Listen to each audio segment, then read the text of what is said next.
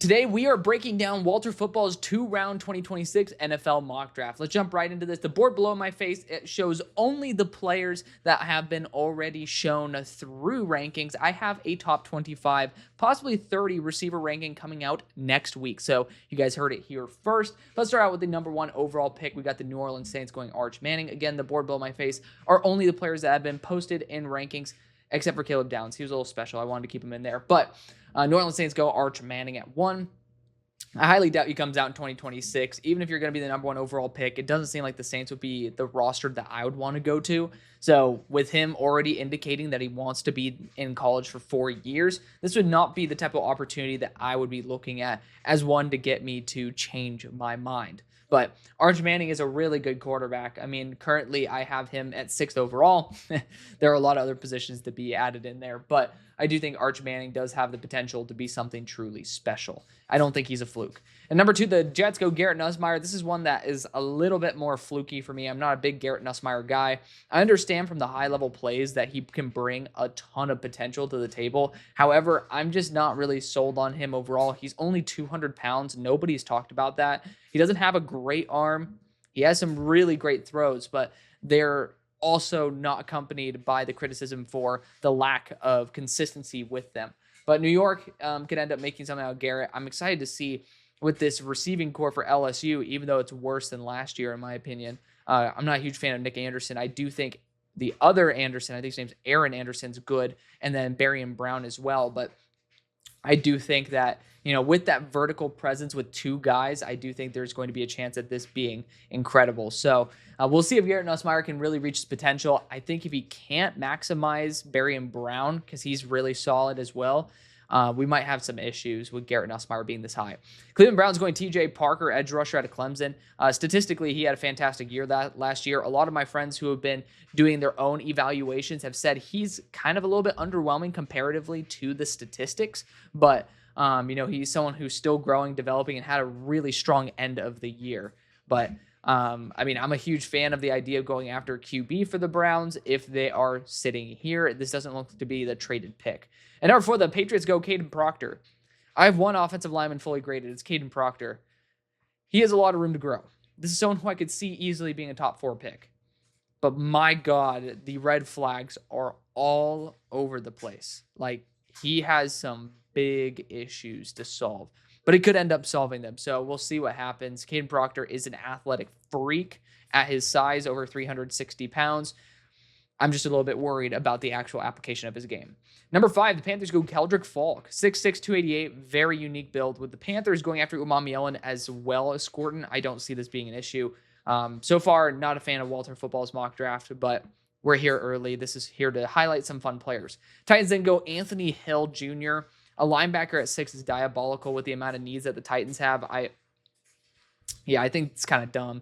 But we're super early into the year. A lot of these guys aren't even going to be in the first round. So it's good just to talk about the player and the fit. I do think the Titans need to focus on linebacker more than they did. It would be cool to see Anthony Hill back with David Gabenda. I think that's how you say it. But, still at 6, I would not say there's a chance in hell I would take a linebacker. At number 7, we got the Cardinals going Jermod McCoy. Jermod is a really solid press corner who has potential to be something awesome. I just have a big concern when it comes to the application of his game, because he's not fast at all. I think he might be in the 4.5s and not the 4.6s. Especially post ACL tear, which was in January, could be even worse. Like, he's just a slow corner, but really good press form. If he's in the right system, like really good in off coverage, I have a lot of faith in that, but not at number 7. So I'll just put that out there. Number 8, we got the Giants going Jalen Gilbo. Not seen this guy. I graded 30 corners. Jalen was not one of them. So interesting. I'll keep note of this, but again, so far the picks have shown that there's not really much to trust about whoever the hell this guy is. But I do see that this guy always has like some type of mock draft up here and there. The Seahawks go Mateo Uiagalelei at number 9. Have heard because Boye Mafe, I think, is in the final year of his contract and might be a position they try to address. Mateo had some solid success there at the end of the year. I still don't like his overall winning percentage and such. I think that needs to improve noticeably to be a top 10 pick.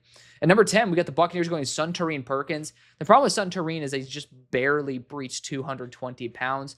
I don't even know if he is. I think he might have gotten up to 218. Like, the guy is light as a feather, but he's really fun.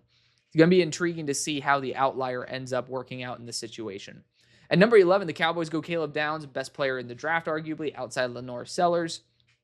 I think he's incredible. I am genuinely surprised that with some of these teams, where as high as they are, that they're not taking quarterback, because this is a very good quarterback class.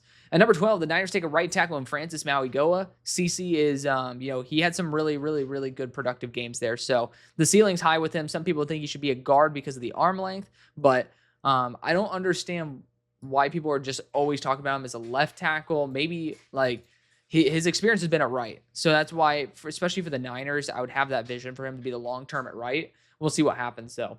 At 13, we got the Chargers going Ruben Bain, someone who I have easily in my top 3 whenever I do mock drafts. But Ruben Bain, he's fantastic. Showed as a true freshman how damn good he is. Dealt with some injuries last year, but still had a pretty productive year compared to what most players would coming off injury. And for the Chargers, I think it's a great move. 14, you got the Steelers going LaNorris Sellers. Obviously, you see what I think of him. Again, this is not encompassing of all positions. These are the current grades on the current players. And I just want to continue emphasizing that, because there are only 2 position groups that are in here, cornerback as well as quarterback, which are the videos I already have up on my show. I do have wide receivers that could easily be slotted in here. There is a new number 2. Just put it out there. And then we will be having actually a very solid amount of receivers on your screen for you guys to see. But LaNorris Sellers is my favorite player in the draft. I think that it's ballsy to say this, and I think that we're early enough in the year to where this won't come back to bite me in the ass too much, because we're all excited. I think he is a combination of Lamar Jackson and Cam Newton. And I do think Cam Newton was worse than Lamar Jackson. So I do think that the talent level, I don't think he'll instantly be the number 1 quarterback in the NFL, but I don't think it's impossible for him to be the best quarterback in, at least the AFC North. It's tough, though, because probably 2 out of the top 3 in the AFC are sitting there in the AFC North. But I do think he could challenge for at the very minimum top 5 in the AFC North during his career. Or AFC. I hope to God he could do top 5 in the AFC North. But top 5 in the AFC during his career. So fingers crossed with that. At number 14, obviously, I'd be a huge fan of my team getting him there. The reason I'm wearing an American flag is not because of Walter Football and some of the bullshit comments that he's made. It's because I'm going full goat house and I have a wife beater on. So that's just what's up. So if you guys were wondering why I'm wearing an American flag, has nothing to do with being patriotic. It's just because I'm too lazy to wear a different shirt for the show. At number 15, though, you got the Colts going Keon Saub, who has a ton of potential from Michigan. Had a pretty much of a down year at Bama. I still think the ceiling is sky high for him, but definitely will need to have a much better year. I don't think the Colts will be targeting Keon Saub at 15, though. The quarterback's available. I will say they're probably going to target a QB.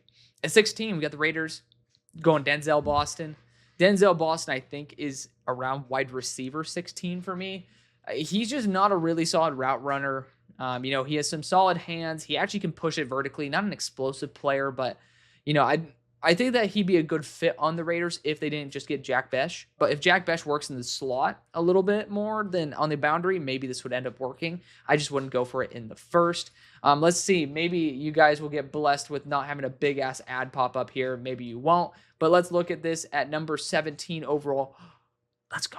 I end up doing the inspect thing where you guys can't see the little pop-up, but I end up going to the code of the website to eliminate their ad bumps or their ad little blocks.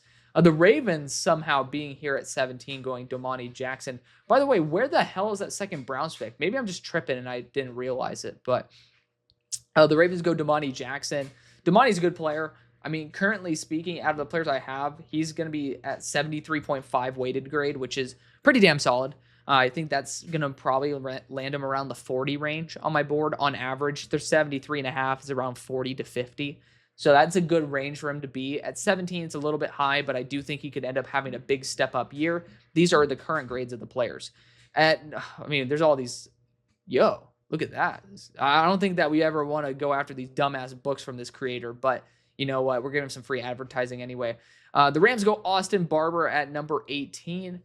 I don't necessarily think, because Austin Barber was their left tackle. Don't know why they're talking about the right tackle situation here for the Rams and replacing him with a left tackle, similar to how a right tackle was just talked about for the left tackle position. But I mean, for the Rams, I don't think offensive tackle. And again, you seriously couldn't update the logo? I mean, I hate to say it because this is not a show to get political. Nobody outside of probably Broshmo knows my beliefs in this industry, but I mean, it's just like, I gotta admit, when you put yourself in the crossfire, regardless of whether I agree with you or not, I think that you're just a prick.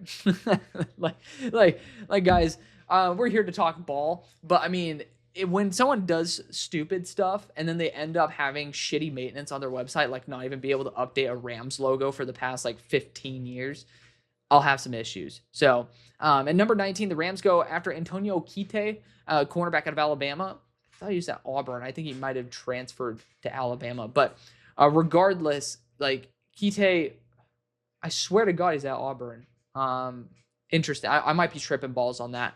But regardless, he's like 175, was injured all of last year for the most part. Not enough translatable tape for me to have included him in the corners. But I just don't really think with his frame, he's going to be a first-round pick. At number 20, you got the Vikings going Javon Kilgore, excuse me.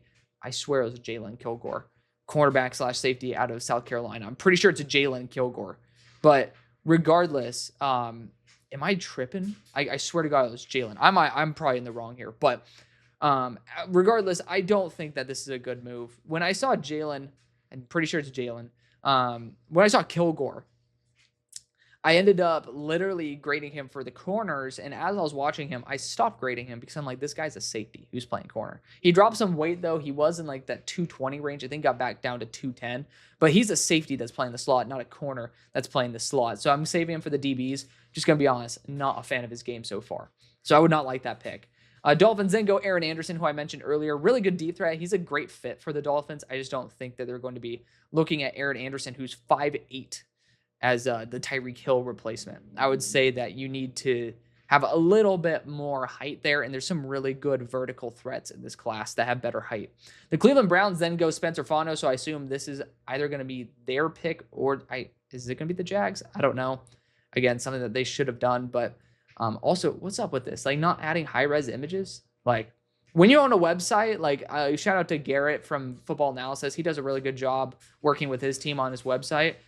Like, low-res images instantly makes you look like an idiot. So I'm going to hate on this dude all I want. It is what it is. You guys are here. This is why some of y'all love this series, is because it's my opportunity to shit on people. Hey, I get it enough. So sometimes it's the turn for me to do it on others. But Browns go Spencer Fano here. He's a really solid offensive lineman. Doesn't fit the mold of what the Browns have recently looked at for tackle in terms of the size of DeJuan Jones. Spencer Fano, some people think he could be a guard, but we'll see. And again, it's a right tackle situation. I prefer DeJuan at right tackle for the long haul. At number 23, you got the Packers going Peter Woods. Peter Woods is not a defensive end, even though he plays some reps out there. He is built to be a defensive interior. He's over 300 pounds. But, getting some extra punchiness on the defensive interior, never a bad idea. I do think the Packers could continue developing their defensive line if they end up having some struggles there. At 24, the Bills go Antonio Williams, the wide receiver out of Clemson. Antonio will be graded fairly highly. I'm forgetting exactly where he's going to be, but it might end up being, out of the guys here, he might be slotted around that Jontez Williams territory, if my memory serves me correctly. At number 25, the Broncos go Jeremiah Love, running back out of Notre Dame. I don't think this would be the move they go with after getting RJ Harvey in round 2 of last year. If you're at 25, you're not a running back away. Most likely RJ has elevated your game. And so far from what I hear, it is kind of like Jeremiah Love, Jonah Coleman at the top. And Jonah Coleman would make more sense to pair up, in my opinion, with RJ Harvey than Jeremiah Love, which I would not do in the first. As much as I love Jonah Coleman, I still would not. At 26, you got the Commanders going Harold Perkins, edge rusher / linebacker out of LSU. With his ability to play multiple positions, and also the fact that Ken Norton Jr. has worked with several players of a similar frame and skill set, like Kane Madrano, who's already on your team. But Harold Perkins, in terms of his build and how you can end up using him, I think Ken Norton Jr. would be great to handle Harold Perkins. So this would be a spot that I would really like him to go. Hopefully he ends up proving to be back to his old self after being out last year. At 27, you got the Bears going DeMonte Capehart, who I adore. One of the best bull rushes in the country. He just isn't very productive with it, and I don't think PFF gives him enough credit for how much he disrupts the play. He's a very good player, very underrated. I don't think the Bears need just a pure pocket buster, but I am not going to complain about getting extra power on the defensive line. The Texans then go Ernest Green at 28, the tackle from Georgia. He was complete cheeks last year. He was someone who I really didn't like early in the process, even though a lot of other people did. I don't like being that guy where it's like, oh, I've liked this guy forever, or oh, everybody else. Like, when I see people do that, I gotta admit, it kind of turns me off. I will say, though, the amount of shit I got for having Ernest Green lower than like a first-round pick, I had him as a day 3 guy. I will admit, it makes it feel a little bit better. But, obviously I have my misses as much as my wins, right? Like, the goal is continue to learn, continue to be honest, continue to learn from the misses, continue to learn from the hits as well, and then just continue refining until we get to the end product that we're looking for. But for offensive tackle, I feel pretty confident overall, and did not like Ernest Green, and still do not like Ernest Green. He didn't even play out the entire year, if I'm not mistaken, either. Detroit Lions then go Deion Burks, wide receiver to Oklahoma. He's a very fun receiver. I like Deion Burks a lot. Ended up pretty much he played one game after week number 4 last year. So somebody who I have a lot of respect for, and I think when healthy is going to be dynamite. Continue on to pick number 30. We have the Cincinnati Bengals going Amari Farrell, cornerback out of Indiana. Hello. I'm going to be honest, he has not been on anybody else's list. I do think there's a chance where maybe he ends up performing well because I like the other Indiana corner. And where the hell is he listed? Where is my brother listed? Did I not include him on this? Oh my God. I'm sorry, y'all. I failed you. I did not include all the corners. I'm sorry. Well, regardless, he's up in this territory, right where Fernando Mendoza is. I scammed y'all. Well, actually, this just means you get to enjoy the cornerback video more because there's more excitement there. Pawns. D'Angelo Pawns is incredible. So maybe Amari Farrell will be just the same. The Bengals need some defensive back support. Again, I don't trust Walter Football to know anything about this class, but we'll see. The Chiefs go Tyreek Sapp, defensive lineman out of Florida. He's a Spags defensive end, so built around that 275 range. I do like that. I haven't been able to grade the edge class yet. And I'm taking a weirder approach because I normally study the top guys so I could talk about them and then, go a little bit deeper. But this year, because I end up getting fatigue with certain positions, it forces me to get to them. The only position I did that with was safety with Caleb Downs because I wanted to reassure myself that I love Caleb Downs as much as I do. But I don't think Kansas City upgrading edge is a bad idea. Number 32, you got the Eagles going Elijah Pritchett. If I'm not mistaken, Pritchett ended up going to Nebraska. He's no longer at Alabama, but regardless, he flashed as a right tackle. I don't think he'll be a first-round pick. But again, the Eagles are in search for that lane replacement. I do think they might have it on roster, though, with maybe a Cam Williams or even a Holland Pierce if he ends up being able to stay healthy and be flexible on both sides of the offensive line. I promise you guys 2 rounds, and I know enough players at multiple positions to be able to talk about this. Yeah, no, you would think I'm going to disable my ad blocker. Are you kidding me? Not for this site. Number 33, the Saints go Patrick Payton, edge rusher out of Florida State. He is now at LSU, so this just confirms, once again, this site does not know what they're doing. But that's okay. I made common slip-ups too. I mean, my dumbass ended up having... what's his name? Forgetting Tacario Davis. I ended up switching it back from Washington to Arizona when he was still going to Washington. But regardless, the Saints going in for a kid in the Bayou now. I mean, edge rusher is not a bad position to ever target for the Saints. I just would say Patrick Payton has shown nothing in the past 2 years. Do not buy his book. I'm going to be here to say, never buy this book. Just based on what I'm seeing here, if the quality is remotely similar, it ain't worth a single cent of your money. Number 34, the Jets go after Jeremy Bernard, wide receiver at Alabama, formerly of Washington. He's a fun receiver. I just don't think he's worth a second-round pick. Doesn't possess really anything so far that I've been excited about. I'm debating whether I'm going to include him on my top 30, but, just someone who didn't wow me at all when he came into Alabama, and nothing really seemed to work very well from Alabama. And once again, not updating this shit is just so irritating. And it's just so simple for somebody to actually do this. Like, I don't understand. Like, when you have a website, it's a little different. Like, I have a show. This is my side gig. This is something I want to be my main gig. But, you know, I understand, like, I can make a mistake here and there. This is a whole ass website where they already had multiple mock drafts. Just gonna say, like, I've had my beef with Ben Albright before. He's 100% right to call out this motherfucker. Like, this guy is just absolute crap. There's no reason to. I'm giving him some engagement, but do not give this guy any engagement. He doesn't deserve to earn a cent from this. I'm making money from it, but, you know, it is what it is. You guys get to see some rage bait. How about that? But regardless, Jackson Arnold is at Auburn now. He has some exciting throws, but when I was watching Deion Burks earlier today, because that's why I was like really talking about Deion Burks a little bit, he just super inconsistent, like literally dirting screen passes. I'm like, really, dude? Like, really? Like, he's just so inconsistent, but he makes some beautiful throws down the sideline. Like, there's intriguing upside there, but at number 35, I don't think he brings anything more than Dylan Gabriel has. At number 36, the Patriots go after Nick Anderson, wide receiver at LSU, formerly Oklahoma, which is just so funny. Like, oh, you can update Nick Anderson, but you can't update like 50 other dudes. But regardless, Nick Anderson is kind of going to be their X receiver there for Garrett Nussmeier and the LSU Tigers. But I'm going to be honest, I did not like Nick Anderson when he was at Oklahoma. I wanted to like him. I didn't.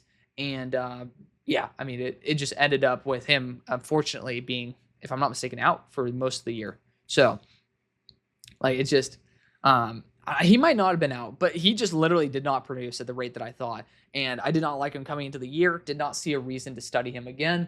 And just going to be honest, he is easily the third best receiver there for Garrett Nussmeier and co. Number 37, you got the Panthers going Daniel Harris. Daniel Harris was my number 27 graded cornerback out of 27 that I ended up grading for the video. He's just not good in coverage. I hate to say it. He's a good press corner, but he's just not very good. Like, he has a lot of room to grow. He's 6'3", 195, which is great. But how much can you play with upside when you can't see production? And there's going to have to be a massive step up. So I'm a little bit worried about that. But Daniel Harris, I mean, has the frame that you're looking for.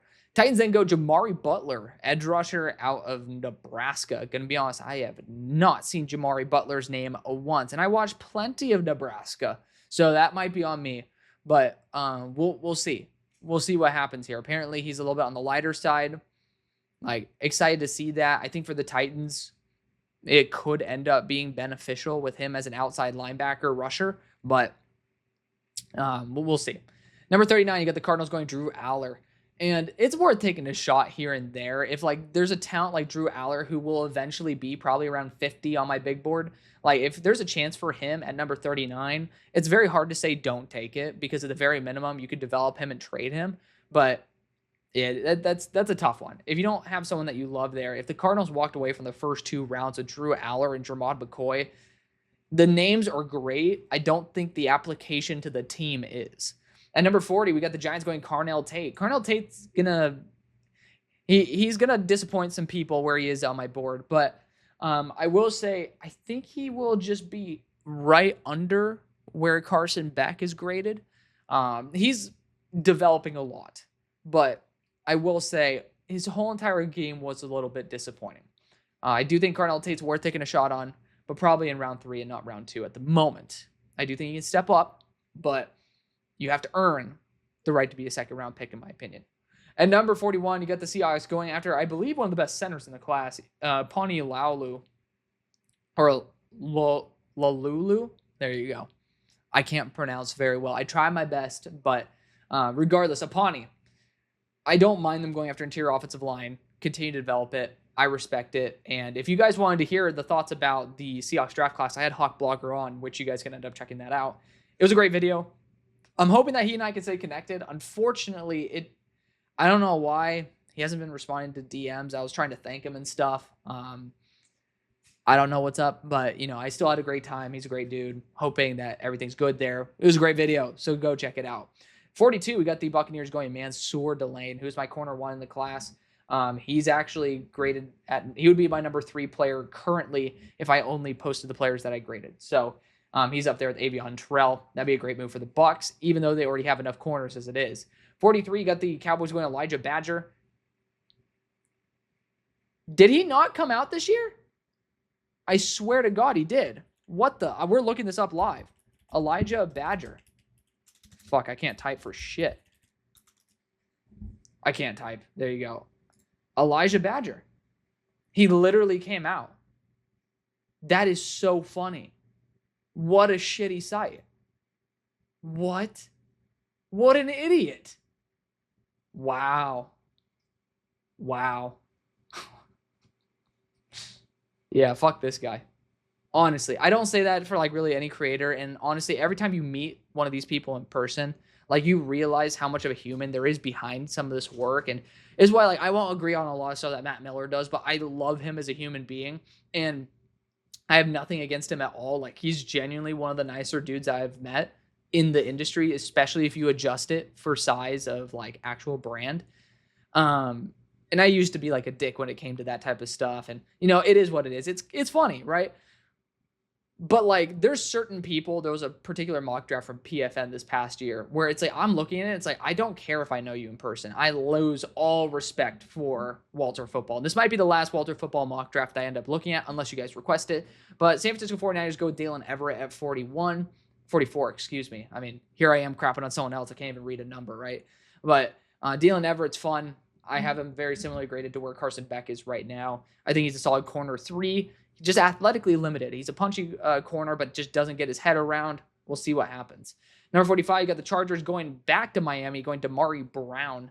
I don't know if Damari's still at Miami, but I have not seen anybody talking about Damari Brown as this type of corner. Again, I do think there's some big misses right here in terms of guys like Avion Terrell who are legit first-round quality players. Steelers then go after defensive end Rylan Kennedy. Kennedy has a lot of potential. I mean, I will agree with this. I don't like saying potential because like it's a phrase that we all use to kind of buffer being wrong, but it's true. I mean, this guy has very limited reps in the bowl game. He showed out. I'd be happy with him on the Steelers, even though we don't need it. At number 47, you got the Colts going Jabril Rawls. Again, where the fuck are these guys coming from? We need to look back on 2025 one of these days and just see if this is semi-accurate. Like maybe he did predict some of this stuff. But I'm just going to be real. I look at like everybody who they're talking about and I try to like encapsulate that with all the players I study. And that's why I do deep dives. So I could talk about some guys who will be willing to take some like, you know, random corners here and there. And maybe I could talk about it. I'm just going to be honest. I've never heard of Jabril Rawls. I love Florida State corners. So maybe that'll work, but I just don't think the Colts would focus on that in round 2. 48, we got the Raiders going Peyton Bowen, safety out of Oklahoma. Did not pop off to me when I was watching the other safety from Oklahoma. So I am not going to say that I would say he's a second-round pick. I could be wrong, though. Sometimes when you watch players closer, they end up looking better. Ravens then go Nick Singleton at number 49. Running back out of Penn State, not a fan of that. They just signed Derrick Henry to a notable extension for a couple of years, and they have a good amount of rotation. Second-round pick should be starting right away, in my opinion. At number 50, the Rams go after wide receiver Anthony Evans out of Georgia. Have not seen enough from Anthony Evans to say he's worth a second-round pick. He will not be in my top 30, but I will say I watch a lot of Georgia, especially when I watch corners. I also like to see him versus Georgia, and Anthony Evans has not been someone who's popped off to me. Dylan Bell from time to time has, but still. Atlanta Falcons at 51 go Trey Wilson, wide receiver out of Florida. Again, there's another, like Eugene Wilson, that I think that this guy might be referring to. This guy might be referring to Eugene Wilson. If it's Trey Wilson, feel free to correct me. I have not seen enough of him. The guy who stood out for me last year was Chim DK. Number 52, we got the Minnesota Vikings going Kendall Daniels, safety out of Oklahoma State. Again, I've not studied the safety class, but getting 2 safeties back-to-back with Kilgore and then Daniels would not make sense in my opinion at all. Number 53, the Dolphins go to Decario Davis, big corner out of Washington. I just don't think Decario really has shown any sort of progression in college. I think he's actually taken steps back over the past couple years, but Decario has a great frame. He bulked up to 200 though, so I just don't know. I think he might be a safety, which Still is a need for the Dolphins. At 54, the Jaguars go Jaden Ott, running back out of Cal. He is now at Oklahoma. Again, update your stuff, please. But it doesn't make much sense in my opinion. I don't think Jaden Ott brings anything new to the table that they do not have to offer right now with their current core. Jaden Ott took a massive step back, and even with his good year at Cal in 2023, I don't think it was worth it. 55, the Packers go Ethan Burke, defensive end out of Texas. Ethan Burke's a good player. I don't think he's going to be worth a second-round pick, but I mean, I don't like the idea of the Packers going back-to-back defensive linemen. It just doesn't make sense. Buffalo Bills then go Lander Barton, linebacker out of Utah. He's somebody who was like PFF's one of their top linebackers coming into last year. So statistically, he's good. I don't think the Bills are desperate enough for a linebacker at the moment. Number 57, we got the Broncos going Jack Velling, tight end out of Michigan State. I feel like he might have transferred, but Velling is an intriguing one. Don't think he's going to be a second-round pick. Nobody's really having him as a top tight end in the class. I do like the idea of going to another green school, which is Oregon, for I think his name's Kenyon Sadiq, for a tight end option for the Broncos for the long haul. At 58, we got the Texans going Nick Harbor, wide receiver out of South Carolina. Worth taking a swing on, but I don't really think there's much of a role for him with the 3 wide receivers that you have that are young still, with Collins as well as the duo from Iowa State this past year. Not to mention, of course, there's a couple other receivers in there as well. So not really a fan of that one necessarily. The Bears end up going Gabe Jakaw. Oh, no. It's Akis. I was like, wait a second. I messed it up the time before. I said Jakaw, or Ak. I did it again. Akis. Defensive end out of Illinois. I've been a fan of him. Discord's been a fan of him since his true freshman year. And if Brett Coleman can take on like Catapult, we will be bringing back tape studies to YouTube. I do them privately now. It's a lot more efficient too, but it would be nice to be able to post them from time to time for y'all. So hopefully that'll be the case, because it's like I do miss the Discord squad, but it is very time consuming, and I could end up being a lot better of a multitasker and be able to get you guys more content by not doing it, especially with all the monetary restrictions that come with it. But the Bears getting a defensive end, not a bad idea. Number 60, you got the Texans going Jabari Leon, Lions. Defensive interior out of Florida. Not seen enough of him, but defensive interior for the Texans, not a bad idea. Detroit Lions go Rod Moore, safety out of Michigan. Rod Moore has just not been a top-tier safety for a hot minute. Hopefully, we end up seeing him get back to like 2023, early 2023 form. Bengals end up going after Rayshon Benny, a defensive interior / end. It's weird now that he's having 3-4 D end when he didn't even put that for like Tyreek Sapp as a potential option for it. Like, technically, though, I guess in that one, he would be a pure defensive end in Spag system. But, for some of the other ones that I think should have been listed as a 3-4 D end, did not mention it. But it is what it is.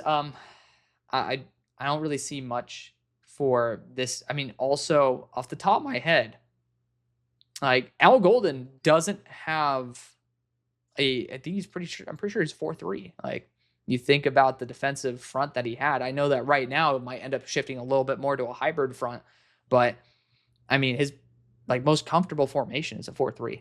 I don't know why you draft a 3-4 D end there. At number 63, the Chiefs go Oscar Delp. If he can end up making it, I mean, it's going to be great. The guy just has way too much inconsistency. We'll see what happens at Georgia this year. And last but not least, thank God, we got the Eagles going Denis Dennis Sutton, defensive end out of Penn State. Could be the first round pick. Freaky athlete at 260 plus. And really good pedigree there at Penn State. Was too inconsistent this past year. I'm glad he ended up going back and giving it one more run. But that's going to be the video. Thank you so much for watching, showing the love that you always do. You guys are great. I appreciate the support. And have a happy Memorial Day weekend. Unfortunately, had 2 videos that I wanted to get for you guys. Both of the content creators weren't able to make the appointment, but we'll be getting those 2 out hopefully within the next week. So thank you again. See you later. Peace.